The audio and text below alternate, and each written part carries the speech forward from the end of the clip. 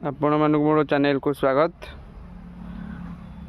बहुत दिन पर आज भी लोक आसी कारण आज आम लंका तली पड़ा जाऊँगी।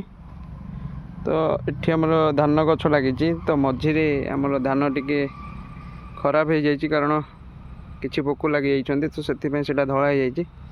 तो ये हूँ आम धान गछ बिल अल्प अल्प धान हो आसला आ 15-20 दिन बा मसे आम ये धान गछ काटिदेबू। तो यहपर किसी व्यू अच्छी आम धान बिलर आशा करी कि मो वीडियो आपन को बहुत भल लगुव। तो आपन को रिक्वेस्ट कि लाइक करंतु, सब्सक्राइब करंतु, शेयर करंतु।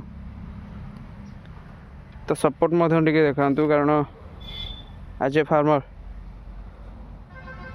लाइफ इजी नुहे।